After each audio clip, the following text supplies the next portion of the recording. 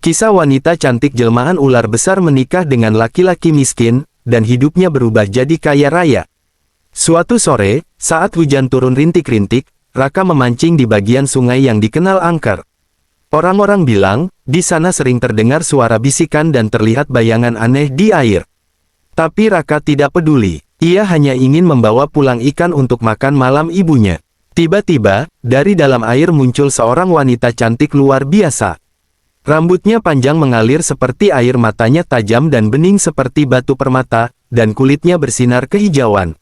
"Siapa kamu sebenarnya?" Nadina tersenyum, tapi sorot matanya dalam. "Aku bukan manusia biasa. Aku adalah penjaga sungai, jelmaan dari ular besar yang telah hidup ribuan tahun. Tapi jika kau menerima aku dengan sepenuh hati, aku akan membawamu ke dunia yang tak pernah kau bayangkan."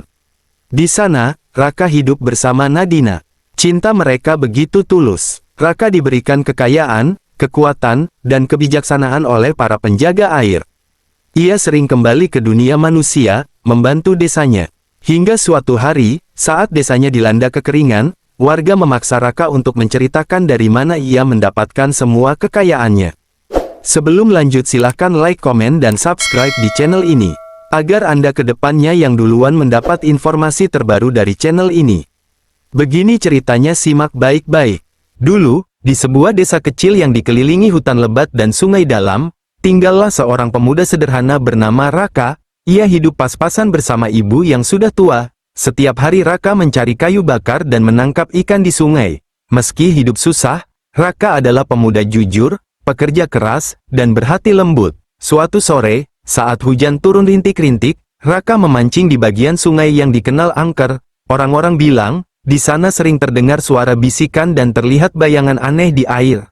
Tapi Raka tidak peduli, ia hanya ingin membawa pulang ikan untuk makan malam ibunya.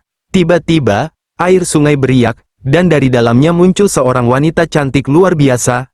Rambutnya panjang mengalir seperti air, matanya tajam dan bening seperti batu permata, dan kulitnya bersinar kehijauan seperti sisik halus. Raka membayangkannya, wanita itu tersenyum dan berkata dengan suara lembut, "Raka, aku telah memperhatikanmu, kau baik dan tulus. Namaku Nadina, aku ingin menjadi istrimu, jika kau bersedia." Raka bingung, tapi hatinya merasa damai.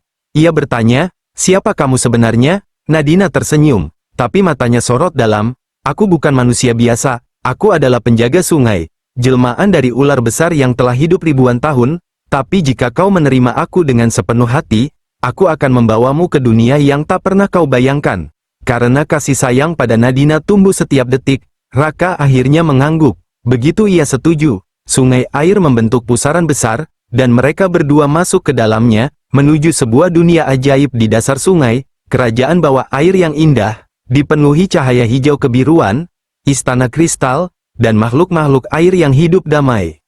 Di sana, Raka hidup bersama Nadina. Setiap malam, Nadina berubah menjadi sosok manusia cantik, dan di siang hari, terkadang sisiknya muncul sedikit di tubuhnya. Tapi cinta mereka begitu tulus. Raka diberikan kekayaan, kekuatan, dan kebijaksanaan oleh para penjaga air.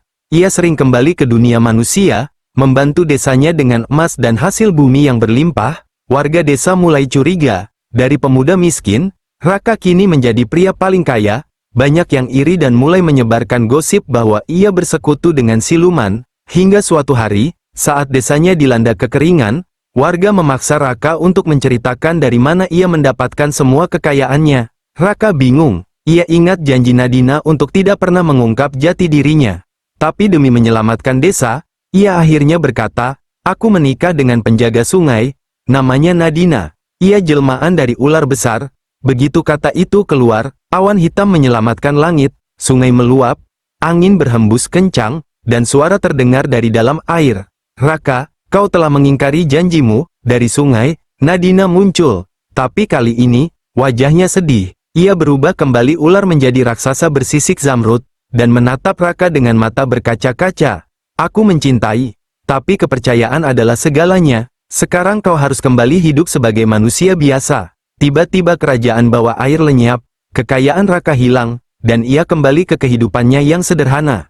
Namun, dia tidak pernah menyesal. Ia tahu bahwa cinta sejati pernah ia miliki. Meski hanya sesaat, Konon, saat malam bulan purnama, jika seseorang yang berhati tulus berdiri di tepi sungai dan menyebut nama Nadina, akan terdengar suara nyanyian lembut dari dalam air, suara dari sang putri ular yang masih menjaga sungainya, dan cintanya pada manusia yang pernah ia pilih.